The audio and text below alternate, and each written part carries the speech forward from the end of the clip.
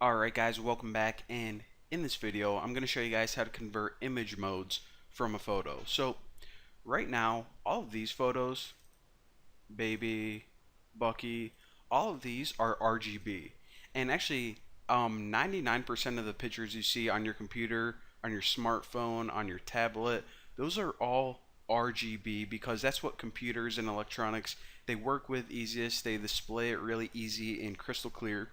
However, there are going to be times when you want to convert your image to something else. For example, your printer, chances are that it doesn't use RGB. Whenever you print out like a picture, it usually prints in four colors: CMYK, cyan, magenta, yellow, and K is black. I don't know why they just didn't use B. But there are going to be times where you want to take an RGB image and convert it to something else. So again, if you ever print something out, then it's a smart idea to convert it to CMYK first. But just for this example, I'll show you guys how to convert it to black and white. Now there are a couple different ways that you can make a black and white image. You can just take your RGB image and remove all the basic saturation from it and end up with a black and white image, but that isn't a true black and white image. That's just an RGB that looks like a black and white one.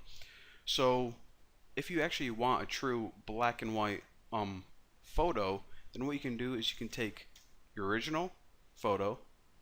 Actually, this is called baby, and you call something called convert. Now convert basically says, okay, what format do you want to change this to? So by default this is RGB, so if we called this, nothing would happen because it's already RGB. We can also do CMYK for printing, but just for this example, type L. Now L stands for luminance. It basically means black and white.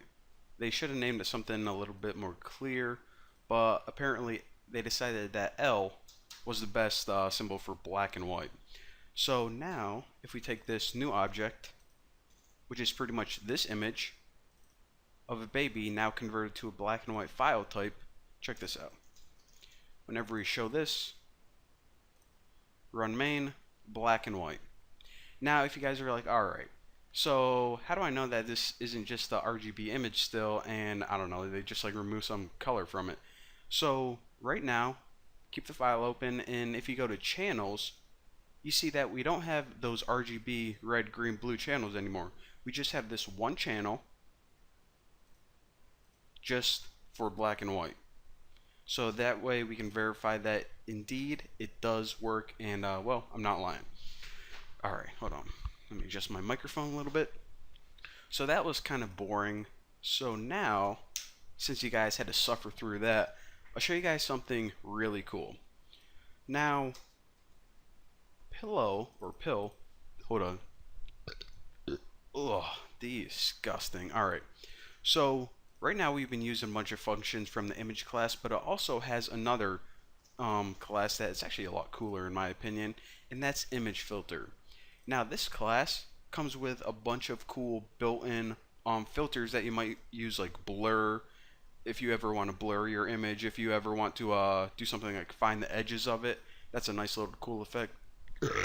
Oh my, that was embarrassing, but probably not even gonna edit that out. Alright, so first let me show you guys how to blur your image.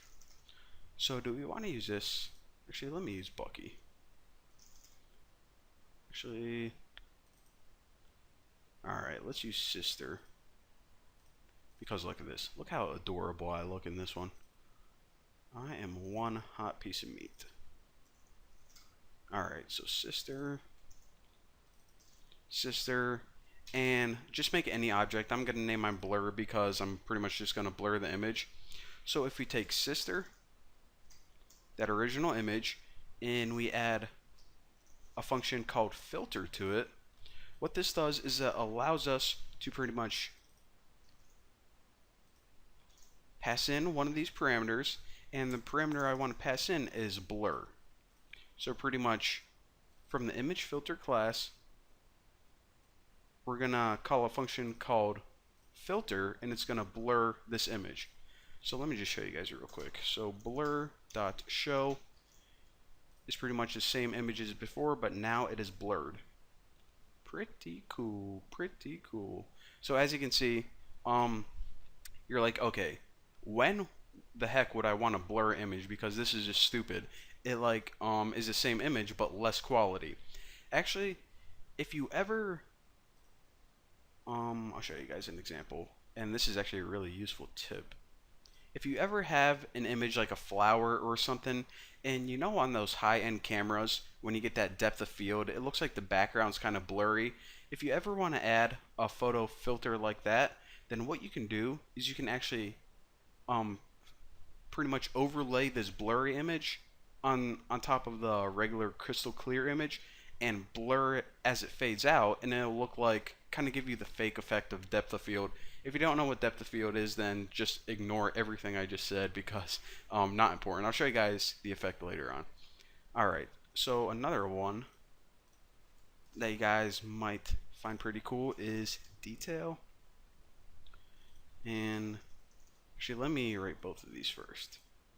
And what this does is it pretty much just gets the detail of your image. It's kind of hard to explain, but you'll see it later on. Actually, let's name this one edges. And the property is find edges. There you go. So now we already saw blur. So now let's go ahead and print detail, see what that one does, and also edges. Actually, let me clear this out. Alright, so run all those, make sure I didn't do anything wrong.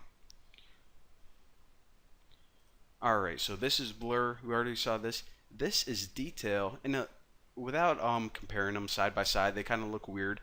But if you look at the other one, then it's pretty much like the opposite of blur. It gets the detail, and you guys can see if you compare them side by side. And this one, obviously, what it does is it finds the edges, its best guess, and it highlights them.